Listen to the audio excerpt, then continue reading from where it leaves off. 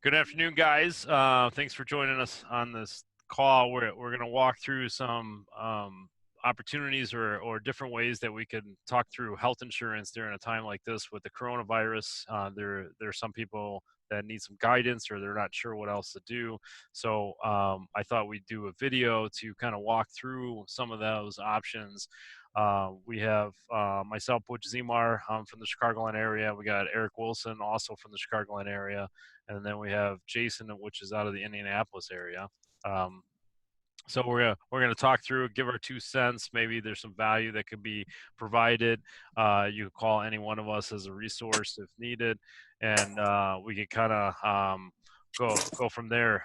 So real quick, Eric, over the last week or so, have you taken any phone calls and had like people get scared or kind of trying to figure things out with healthcare? What have you experienced over the last week? Not really scared, but more questions on, because a lot of talk about what's being covered by insurance and what's not.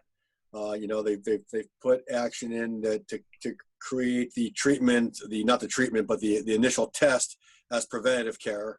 But that's different than being everything covered. You get the great old covered expense thing, which doesn't really cover the treatment. So that was one thing I was just cautioning everybody about. Just understand that, if you go for the testing kit, great. That will be, with most insurance companies, be no charge to you, but that doesn't mean if you are diagnosed with it, that you'll have no charges the rest of the way. Because you'll have almost like a colonoscopy. A colonoscopy is free until they find a problem. Right, that's true. True. How about you, Jason? And what have you experienced so far?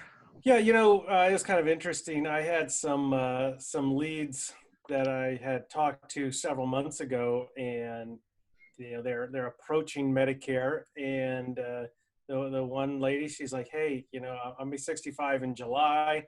I'm just gonna ride it out." She's in great health, and she's like, "I'm not too worried about this." Got a text message a few days ago. She says, "Hey, on second thought, what can we do?" And she recognizes that maybe isn't the best time to be without health coverage. And so we were able to get her taken care of on a short-term medical plan. And so, I mean, that's kind of the calls. I haven't had a lot of calls from current clients. I think everyone's just kind of hunkering down. And we're pretty lucky over here in Indiana so far, not a whole lot of reported cases. And so we're just hoping that everyone stays healthy. Hmm.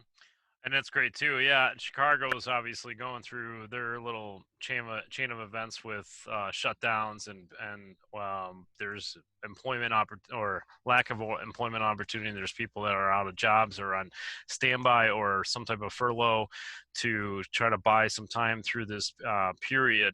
I know I've received some phone calls of people losing insurance. They're not really sure. It's not a whole lot of those calls. It's not as busy as I thought it would be as far as the phone activity, but more so I've had businesses call on in the employer sponsor plans, like what kind of action steps do they need to take place? What things they need to know about if they needed to go through a massive layoff, or if everybody got laid off all at once, what do we do about the people on the health plans? What if they're only out for a month or two, and what if they come back? And so those are some of the questions that are coming about. But of course, if somebody's employed, and you guys already know this, but if somebody's employed and they let them go because of whatever reason, they don't have the cash flow, so they got to lay all these people off, it's a qualifying event. And so they're able to purchase health insurance on their own through the exchange or off exchange, whatever is going to suit their needs at that moment in time. Some people will qualify for tax credit, some won't. But also for those who don't receive the tax credit opportunity because of their income or filing status, Cobra may be the best deal in town. It just depends on the options. I know all throughout Chicagoland for the last couple of years, Cobra has been the better deal, assuming that there's no tax credits involved. How about you, Eric? Have you been experiencing the same thing with that? I haven't had too many of that type of. I mean, from a Cobra side of things over the last couple of years, yes. I mean, as far as the calls, people being laid off, I haven't had any of that stuff yet. Although not that I don't expect it to happen. I don't think anybody's really actually laid off yet. They're just not working for a couple of weeks to see what happens. Sure. And and Jason, you could probably confirm this too, where obviously the loss of coverage is the qualifying event, and they have 60 days to purchase on the exchange. And I know in the Chicago market, at least, and I'm sure this is everywhere too. I know Eric does more nationwide business than I do, but the biggest concern is going to be providers, and then what that income is going to be when you start filling out that application. Those are the biggest tricks. Can you comment on that, Jason? Yeah, I mean, what you say there, you brought up two really great points, and I really deal in Indiana as far as the Affordable Care Act, Obamacare type Mm-hmm. insurance plans.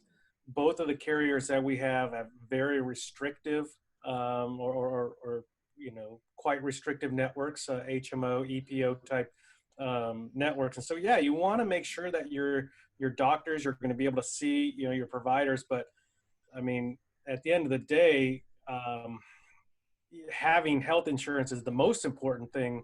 I would say, whether, for the short term, well, you have to see a different doctor or go to a different facility. That is what it is. But you bring up a point about the income. And I'm glad you brought that up, because a lot of people don't understand how the subsidies work, how the premium tax credits work, and how that all plays out. Mm-hmm. And I think there's some opportunities in this situation where people may have reduced incomes to maybe help themselves out in the short term, but they want to be careful if they do take advantage of those premium tax credits in the long run, because those premium tax credits, so let's just back up a half a step. What is a premium tax credit for people? If your income is at a certain level, the government, the federal government, actually will subsidize your health insurance premiums, and you qualify for a certain amount of premium tax credit based on your annual, they call it the modified adjusted gross income. And based on that income amount, you get this credit for the whole year. They take a portion of that tax credit and pay it directly to your health insurance company each month. But if your income dips for maybe a month, 2 months, 3 months, 4 months, but the rest of the months your income is high enough that you don't qualify, you may have to pay back that premium tax credit, that subsidy that you got for those 3 or 4 months, if you are a fairly high wage earner in the other months. That offsets it. So I like the idea if someone is right on the edge, like, hey, I can't afford my insurance. I'm going to have to cut it because I'm laid off or for whatever reason. Let's see if we can help you out, get that premium tax credit, get you through this season where your income's low. But just know on the backside, you may have to pay some of that back. Yep. Good point. Good point. And I know, Eric, you deal with some of these hospital plans a lot more than I do.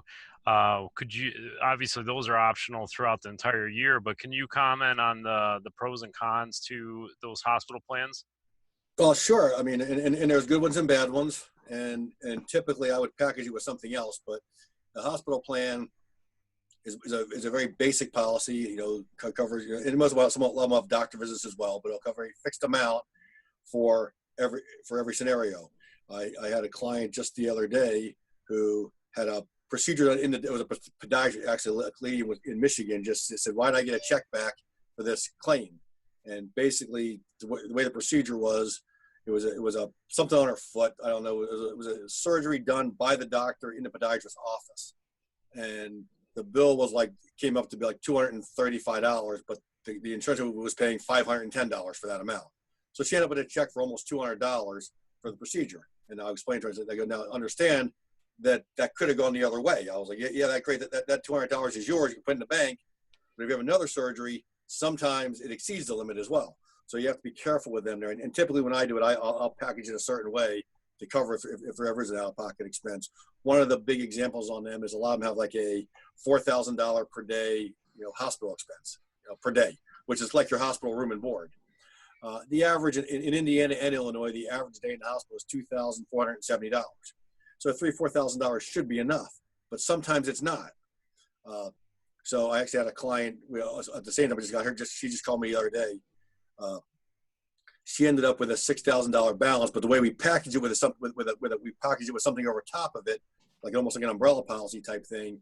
And even though she had a $6,900 bill, we sent that to the other company, and they covered the $6,900. So she had knee surgery for zero. Actually, excuse me, her total out of pocket was $270 for the knee surgery. Was her total amount. So, you got to package these things right. So not every broker can sell an indemnity product correctly. I can. That's true, right? Because there's a lot of loopholes that could come out of it, and if you don't package is right or buy the right one, it reminds me back in the day where I won't mention the carrier name, but where you and I started, where we grew up in that world, yep. Yeah, and they were selling $400 room and board rates, and in Chicagoland area where the average room and board rate was still $1,000. And they always claim, well, you're going to get a 50 to 70% discount. So you're going to be well into that range. But the reality is the PPO discount on average is 30%. You could get as high as 90%, but there's no guarantee. As we're discovering now more and more since the Affordable Care Act, that these contracts that these insurance companies and the providers put together are like some call it the purple unicorn of the universe. And so they're made up some fictitious number out of thin air, and every procedure and every doctor is going to be a little bit different to some degree. And I remember shopping out or assisting a client out shopping out a surgery between two hospitals. Coincidentally, the doctor or the surgeon operated out of both hospitals, and there was a $10,000 difference between the two hospitals, and it was the same surgeon. It's it's funny you say that, because I had one recently. One of my clients needed a colonoscopy, right? And he was on a hospital plan, mm-hmm. and the way a previous hospital indemnity plan was, they would pay $3,000 for a colonoscopy. Right, they cover up to $3,000 for that. He called Northwestern. Northwestern wanted $9,000 for the colonoscopy. Mm-hmm. Right? We found a surgical center it was either Lombard or Downers Grove or someplace. Doctor had privileges at the same place. All I had to do was change the procedure by 2 weeks. Same doctor, different facility. $1,800. $1,800. So the guy made $1,200 on the colonoscopy because the plan was paying $3,000 for his colonoscopy. Yep. I got the $1,800. So it's just crazy that a colonoscopy, that they want to charge $9,000 for something like that. And that's before they found the policy. That was $9,000 just to kind of walk in. Yeah. People have to start doing their homework. I tell people all the time that if we look at any other insurance product in the marketplace, your auto and home insurance, your business insurance, and none of them pay for first dollar coverage. And there's really not network or contracts. There's some preferred partners, if you want to call it, but nothing like with the healthcare industry. But we demand so much out of it, but there's not enough transparency. And it's the only insurance product that we have a problem with. And partly because when you look at the definition or what insurance really is supposed to be there for, which is sudden expensive risks, going to the doctor is not a sudden expensive risk. And that surgery you're talking about is technically not a sudden expensive risk, right? And so it's almost like your AC unit goes out in your house. Insurance is not going to pay for that. But I'm not advocating that we need to take away those surgeries or benefits that way. I just think that people need to be more responsible for first dollar coverage, start asking more questions, possibly shop around, have more transparency at the provider's level. There's a number of times, even with my own family, I would call up and ask for pricing. And their first response is, well, you have insurance. Why are you asking about what the cost of this procedure is? Well, it's because I have a high deductible health plan, but nobody understands that. And partly Right. because the world was designed and built off of a greater benefit working for larger employers that provided this great benefit. And even that's changing because everybody's having a problem with healthcare. And so, Right. and they have been. So even the GMs and the Ford Motor Companies of the world, or even other things out of automotive industry, they're changing retiree benefits. Like even the city of Chicago with the retirees, they kicked the spouses off the retiree benefits. So they had to go buy their own health insurance. And then they started changing, instead of having a full-blown PPO nationwide retiree plan for all the retired policemen, firemen, and city workers, they went to a Medicare Advantage plan, which restricted access to a whole bunch of stuff. And so it gets crazy in that world. But But great. But on that there, when my son was born, my youngest son, he's 16 today, so it's probably exactly 16 years ago. They were taking him to get his hearing test. They were like, we got to take him to get a hearing test. I said, what's it cost? They said, insurance pays for it. I said, wrong answer. I clapped my hands. He went like this. I said, he can hear, don't do the test. Butch, that whole idea of transparency reminded me just like maybe like 6 months ago or less. My dad woke up and he was having like some numbness in his fingertips and things. And he's like, this is not good. So he said, you know what, let's go right away. They went to the emergency room. They said, everything looks good, but we want to keep you for observation, keyword. Mm-hmm. And they said, we don't know what your insurance company is going to pay. So can you sign this form just saying that you'll take care of the rest? Yeah. I was really proud of my dad because he's like, no. Right. Like Eric said, wrong answer. Yeah. And so then they sent the doctor in. And they said, the doctor's like, I understand you're not going to sign the form to do the observation. He said, right. Not if you can't tell me what this observation is going to cost me. And what they wanted to, so they decided, you know what, we magically found room in the MRI machine for you. And so they went and did an MRI, found he had a TIA that morning. And, it's just like, come on, folks, but you've got to advocate for yourself. Yes. No one else is going to advocate for you. That's correct. Especially nowadays, like you had mentioned that they're trying to get you to sign off on that form. And if you're admitted, for example, there's providers that touch you or come in and talk to you and you don't even know who they are. And they don't even, sometimes they're not even in the network, but you have no idea. You didn't have a choice. They're like, oh, can you pick a provider, right, when you're in the hospital? But they pick it when you're most vulnerable, or they try to take advantage of it. And it's indirect. And there's actually so many books that are being published by physicians right now that talked about that they were part of the vulnerability of the system, and so they didn't know any better, and it kept advocating for more. And then finally the light bulb went off and say, what are we doing to these patients? But it'll take a long time to reverse the cycle and be more responsible for those claims. But that'll be a whole nother topic altogether. But now, Jason, you had mentioned a little bit about short-term plans. So what are some of the pros and cons of the short-term plans? Yeah, I always, when I'm consulting someone, for me, I tell them our first place, like they come to me and say, hey, I don't have health insurance. Love it or hate it, with the Obamacare, ACA, Affordable Care Act, Marketplace. I say this is our first stop. If you have, a qualifying event, if you have an enrollment opportunity, let's look at that.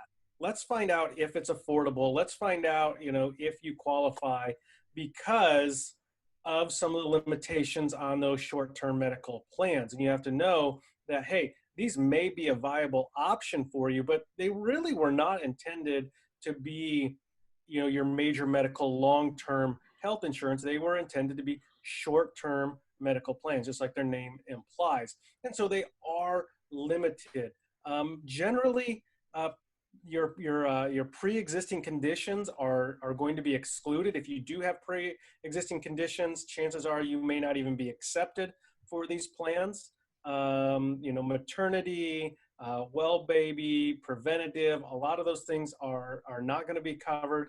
You may have some prescription coverage, maybe generic only, maybe a discount card, but you have to know what the limitation of these short-term medical plans are. There are some pros as well, but know what you're getting into before you jump into one of these plans. Yeah, actually, I know Eric's getting a little restless over there. So, Eric, can you share with us what Illinois has done with our short-term medical plans? Well, unlike Indiana, we can now do a 3-year short-term plan. In Illinois, we got a whopping 6 months and no renewal. I mean, you got to go 60 days before you renew with the same company. You can go to a different company after 6 months. But if you got sick along the way, if you got sick in month 4 or month 5, you're then uninsurable. So they've really done a disservice in the short-term. So like in Illinois, like I had a client call me yesterday, and they have some conditions I don't know if they would qualify for, and this couple, they just got a new job, so they were on Medicaid or expanded Medicaid, new job, and the kids are still on the Medicaid, but with their income, it was still going to cost them $500 a month for an ACA plan, but that's where they needed to be on an ACA plan. And they were like, well, we got quoted by United Healthcare $370. And I'm like, well, there's two problems there. One, you're probably not going to medically qualify. At least one of them wasn't going to medically qualify. Two, it's only March, so 6 months only gets you to September. You know, if something happens along the way, you're in trouble. And the husband had a heart issue. So I mean, I wouldn't touch a short-term plan with a 10-foot pole with this person. Now they were saying $500 was too much. They were saying $379 was too much for him. And I was like, oh, that's really anything under $700 for your age is really probably a good deal if it's priced right. I mean, if the coverage is right. But I'm guessing they're going to purchase that short-term plan from somebody. It's not going to be me because I can't do it. That's, again, they're probably going to be declined if they go that route. But if somehow they are taken by that person, that's a short-term plan I wouldn't touch. Mm-hmm. And that's not to say I wouldn't do a short-term plan for 6 months at this time of year if I had to, if it was right for the client. But normally in Illinois, this time of year, it's not right for the client. Yeah, because the coverage is going to end. If they don't have an enrollment period, and they don't got anything, like this lady that texts me, Eric, I'm sure you probably do the same thing. I mean, she was great health, so she was a perfect candidate, and she was getting ready to go on Medicare in the next several months. So, but yeah, just like you said, if that's their only option, it sounded like, Eric, you like to pair like the indemnity or the hospital plans with the ACA. Is that do you do that regularly? No, I pair the indemnity plan with either a short-term plan, a catastrophic short-term, or once in a while a faith-based product. I was gonna bring up the health sharing. I don't get too much into those. Do you guys get involved with those? I don't get involved because they're not insurance. I do refer to a certain, dependent upon the client. I'll package a short-term plan and say, hey, I would recommend you do this. And I've had good success I've dealt with multiple health shares, and some have been crap and some have been great. I mean, there's one company that I was referring to for a while, and I will not refer to that company ever, ever, ever, ever, ever again, no matter what, period, because that one company is just terrible. There's another one that's fantastic. That I would refer to. Now, all the health shares, most of them only have $125,000 or $150,000 per claim limit. So that can never be a standalone product in my mind, because 125 is, cancer is going to cost $250,000. So I mean, you don't want to touch one of them as a standalone product. If you're using it as a supplemental type thing, like in my case, I was telling you about the one client I just had, who had a bill for $6,600. We sent that to the faith-based product. I have no problem getting $6,600 out of a faith-based company. I don't want to try and get $66,000 out of them, So I think it's a different way. Now in Indiana, I'll use a United Healthcare plan, $12,500 deductible, short term, all day long with a indemnity product, and that's perfect. Because that gives you your stop loss. It gives you additional network coverage, and that $12,500 deductible is probably going to be very close to a zero deductible when it's all said and done, because the indemnity plan is going to play the hospital side of things, and so is because an indemnity plan can be paid. They don't coordinate benefits with a short-term plan. So my $12,000 deductible is probably 3 days in the hospital is probably a $2,000 deductible. So that's what I do in Indiana. That's what I used to do in Illinois before they changed the laws there. So, it varies. In different states, I do it different ways. But I'm a big fan of the indemnity product with United Healthcare or Pivot $12,500 deductible. Huge fan of that. Yeah, get some extra meat on the bone versus having some of those limitations. I know some, and that solves all the limitation rules or problems. Yeah. I know some of my take on those shared programs, like Eric had mentioned, that it's not insurance. So I always say, look at, I've never heard of a story, at least personally, I haven't heard any stories of a claim being denied or having issues. I know people. Oh, have you? Oh, so you got stories, but I always say it goes to review board. Your trust and faith is in a review board. It is usually faith-based, so they're acting supposedly the best interest of everybody, but that also means they could be acting in the best interest of the pool of the money. And so if you start having major claims, there's potentially there going to be some issues. Now, everybody that I know that rolled off of health plans from that are a client of mine or connected in some fashion, they haven't had any issues. I've heard as much as $100,000 claim and not had any claim issues. But Right. Well, you know, but there's Eric, go ahead.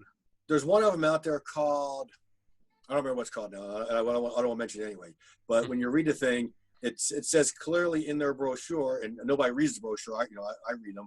It says if we only take in, 40% of the money we need to pay claims this month, we're only paying 40% of your claim. It gives an example. So it pays, so if they don't take in enough money, they don't pay enough out.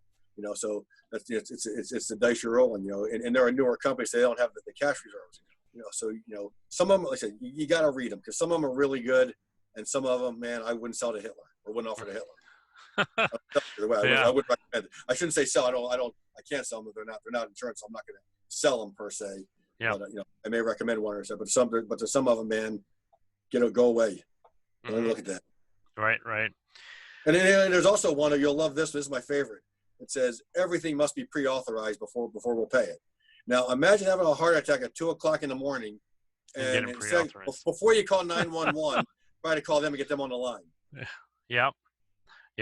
I mean, even some of the ACA HMO products, I think have done some of that, where that you have to have it pre-authorized within a certain time frame. But I think a lot of times the emergency room or the emergency billing, they eliminate some of that, especially if you're out of network, especially because of the Affordable Care Act rules that are on there. But it'll be interesting where things head to in the future, depending. I always say healthcare will change, even if it's the current administration that stays in office, or if there's a change in office, healthcare is going to change. So for some of us that lived through some of that, we're going to be a little bit more fluid with it because of what happened before, because when it was signed into law, and Eric could probably attest to this for being in the industry so long, that some of us didn't think it was going to get as far as it did. And then finally it got passed and we're like, well, it's just going to be a train wreck. It's not going to get anywhere. And here we are, it's 2020, it's 10 years after the signing of the bill, and we still haven't. And so we can't put anything past the government and what they're going to do. We just got to adapt and try to help provide guidance to these individuals, families, and employers as we move through some of the regulation and then some of the loopholes. And we're talking about some of those now.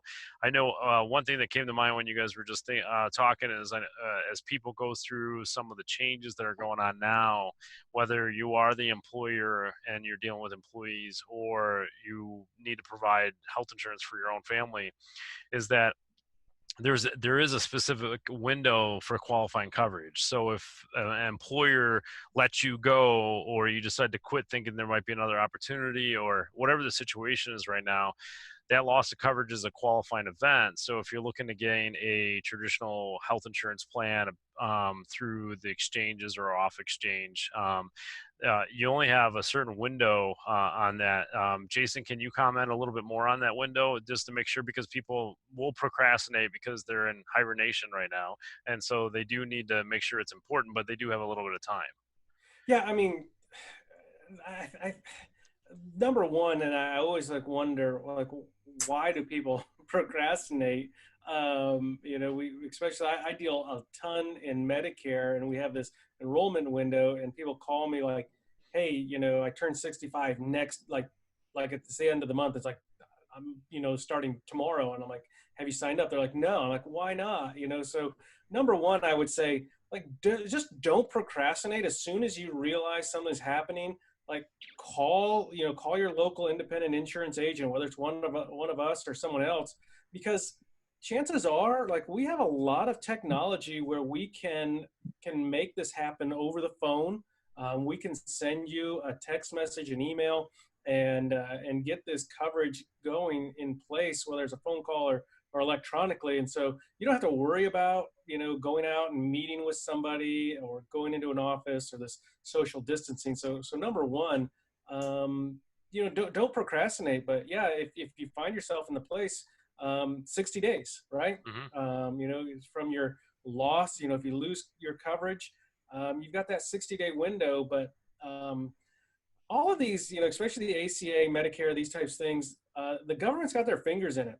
And whenever Hmm. the government, has their fingers in something, I say, man, give them as much time as possible, Yeah. because Yeah. if they can screw something up, I mean, they will. So, Yeah, yeah, but it is a good point. I mean, 60 days is a lot of time, and it shouldn't be confused with outside of what's going on today, other qualifying events. So, like for example, they get married or have a child, you only have 30 days, mhm. and a lot of time will pass. Especially you have a kid, you're in the hospital. Let's say there were some delays because of jaundice or some other observation that occurs. Then you get the child home and you're losing sleep. You only have 30 days. It's so you have to not be confused by some of the guidelines when you're doing your own homework. But it is definitely something to think about. But also, like the Affordable Care Act plans, if you apply, you have 60 days, but you're still only going to get the coverage the first of the month after you apply. And so if you get terminated mid-month, we've had the situation, there could be a small gap of insurance because in most states, the coverage will always start on the first of the month, and there could be a small gap. And that's where some short-term medical is. Yeah, that's a great point. Picking up a short-term medical to get you through. Maybe one of you guys can clarify this, because I'm not all of your enrollment periods. So in Indiana, the same way, first of the next month. But like if you lose employer coverage, that will, at any time in the month you sign up, it starts the first of the next month. But if I remember right, some of the enrollment periods, if you sign up after the 15th, it may take you, to the first of the following month. Right. And yeah, so Right. can you talk a little bit about that? Go ahead, Eric. Well, yeah. Generally speaking, I mean, so something, it was if you saw, usually you got to go between the first and the 15th for the first of the next month. After on the 16th, it defaults to a month later. There are some deals where we'll go to the first month, loss of coverage type thing. If you lost coverage, you know, like I had a client who lost coverage at the end of the month, or was losing coverage at the end of the month. That's what it was. Client called beforehand. They were losing coverage on the first of the month, and they called me at the end of February. And because they were just losing coverage, they were still able to get it for the first of the month, even though they applied on it was like the 27th or 20th of February, because they were just losing it. But in the other situation, if they've already lost it, then you lose a month in there. So you got to act. If you know you're losing your coverage, act now. Don't wait till after it cancels. Yep, exactly.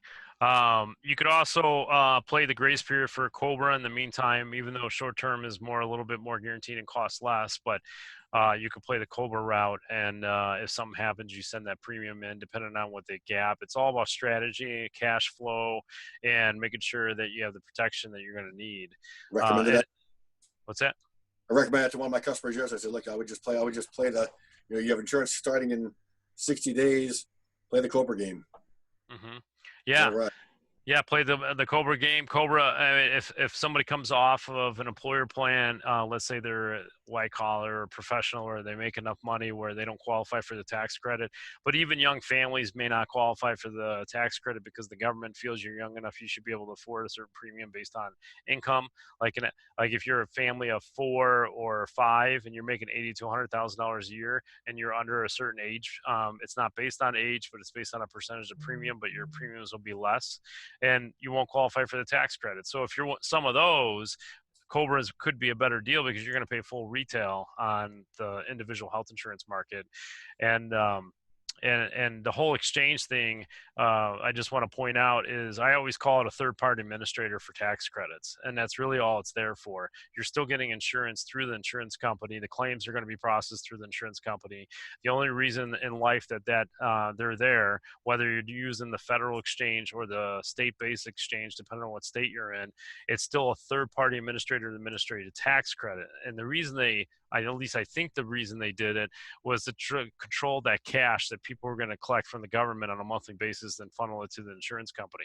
If you're not receiving any tax credit, there is absolutely zero reason to go on the exchange, because they add an extra layer of trouble in some ways. I mean, they've made mistakes, or it's just another burden on the healthcare system to administer a health plan, whether it's related to a premium or a plan change. You would have to go through the exchange to get an approval, and then they have to send that to the insurance company. And so I would advise staying off the exchange if possible, but there are times where the system works much smoother depending on the state and the qualifying event, what the situation is, based on whether or not you're borderline tax credit or not will determine if you should go through the exchange or not. If you're borderline, but also if you're borderline tax credit, you can do an HSA. If you're going to fund the HSA, if you know that's going to get you, because that's another $7,000 tax deduction. Tax credit, yeah. But even if they're and that's a great point too, and that could be a whole nother webinar. But if you're borderline, you should go on the exchange because you file your tax return. Even if you didn't take any tax credit, you'll get that as a refund at the end of the year. A misnomer is that if you buy, let's say you went direct to the company using your professional broker, that you think that you file your tax return, you should get a refund if you qualified or hit that income bracket. I wish they did that, but they didn't. And the reason I say that is because everybody's situation is a little bit different, and kind of like earned income credit. In fact, the healthcare tax or the subsidy is mirroring many of the regulations of the earned income credit, but they're allowing the earned income credit, which is now I think now it moved from the #1 fraud on tax returns to #2, because the healthcare tax credit is #1 now. At least that's what I've heard, but they've left that up to the tax person, which is fine. I think they should have done that with the health insurance. That way, if the family goes through a hardship period, regardless of what time of the year, if they were still continuing to pay for the health insurance, at least they could get a little bit of financial aid from the government. Jason, it looks like you were going to say something. Well, yeah, I mean, I think it's like I don't know, and Eric, you sound like you write more nationally. Like in Indiana, we don't have any major medical off exchange.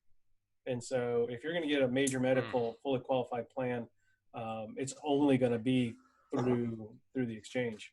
So I guess that's true. Yeah, it depends on where you're at. I guess we're fortunate that in Illinois, and we're fortunate I think Blue Cross Blue Shield of Illinois was the one that lasted the longest with the nationwide PPO network. All the other ones dissolved it almost immediately, and then Blue Cross of Illinois just kept on for a long time until they couldn't sustain it anymore, and they eliminated it, even having access to it. It's still available in small group and a large group, obviously, but small groups could gain access to it. In fact, it's flip-flop where small group, if you don't qualify for the tax credit, it's cheaper to buy the small group plan versus going through the health plan. So it's definitely reversed. But a couple of things I want to comment on is business owners need to strategize some of this going forward. And I would say I haven't got a whole lot of calls in the last week, but we've gotten a number of them that what if this happens? What if we have to let them go? We're able to sustain and keep paying them, even some of them taking some extra time off, that assuming this thing blows over in a reasonable time frame, that the employee will just come back and earn that time back. And they're just trying to keep it fair with the employee so they can their personal income doesn't really change, their lifestyle doesn't change. And so they're trying to make things work. And so they're trying to say, okay, what's next? Like what happens if we start letting people go? How does the administration go? Some of these small companies, even if they have 25 employees, they've never let anybody go.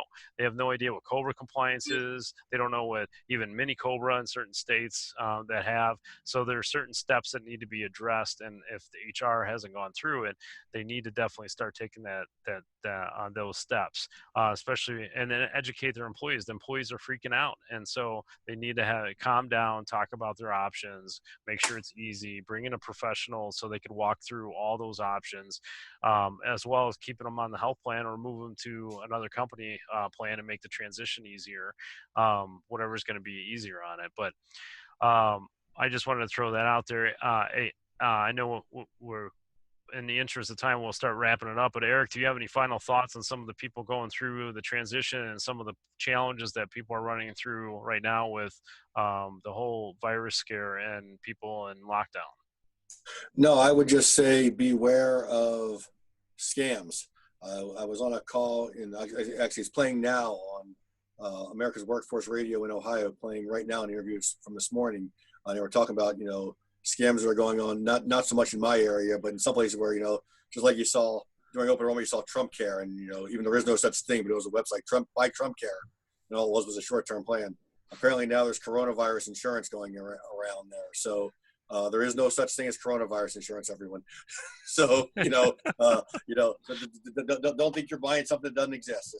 It might be good marketing or maybe sleazy marketing, depending on how you define it, but it's not there. So if you want to buy a short-term plan or get some kind of coverage, great. Indemnity. In most cases you can't get an ACA plan unless you're, like Butch said, qualified for an SEP. Whatever you get, if you want to buy something, fine. Do your due diligence, but don't buy it because they say it's coronavirus insurance. That's true. How about you, Jason? Any final thoughts? Yeah, I mean, what I would say is, that's good advice, Eric, about not getting scammed.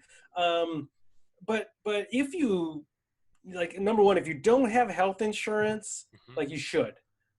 Be responsible, especially now that, we really don't know what the whole trajectory, how this virus is going to kind of adapt and change. Man, it's a good time to get yourself and your family covered in case you do in case you do end up being one of the small percentage that end up being hospitalized for a long time. And we want to make sure that you're protected. Number two, if you do have health insurance, whether it's through an employer or yourself, and you're contemplating the affordability of it because you have lost wages, talk to your local independent insurance agent. Reach out to one of us.